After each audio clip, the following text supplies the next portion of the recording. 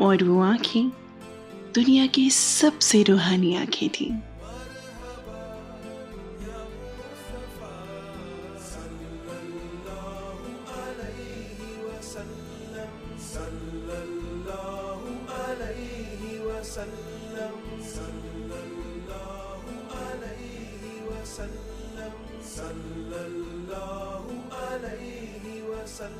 कभी कभी मन के किनारे बिछी जज्बातों की गीली रेत पर कुछ बातें अपने निशान यूं ही छोड़ जाते हैं ना।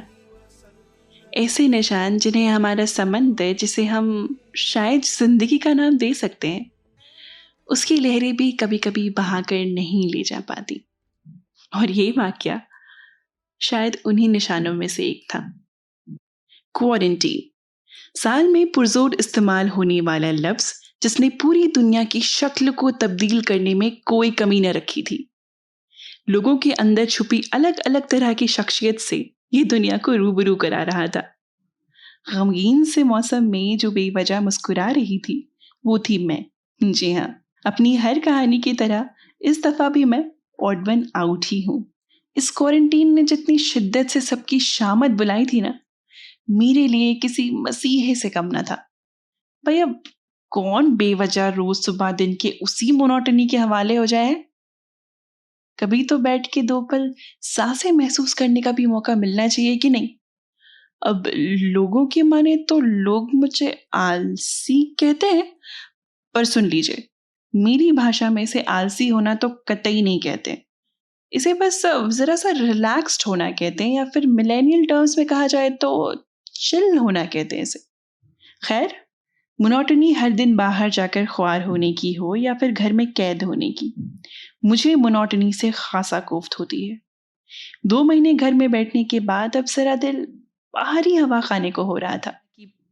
सो दुनिया भर की एहतियात करके, अम्मी की नसीहतें लेकर और अब्बा की गालियां सुनने के बाद सर से लेके पांव तक खुद को कपड़ों में कुछ यूं कैद किया कि कोरोना तो दूर, उसके खानदान के किसी अहरे गहरे वायरस की भी नजर में ना आऊं मैं।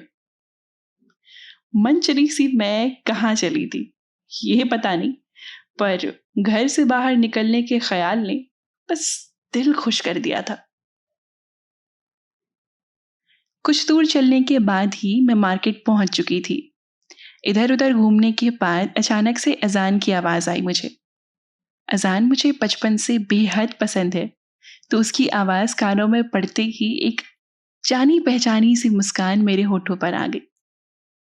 होती है ना कुछ आवाजें ऐसी जिन्हें हम यूं तो नजरअंदाज करते हैं, जिन पर हम यूं तो गौर नहीं करते, पर उनमें एक अजीब सी ताकत होती है आपके आसपास के माहौल को बदल देने की, या फिर यूं कह लीजिए कि आपके मन के माहौल को बदल देने की।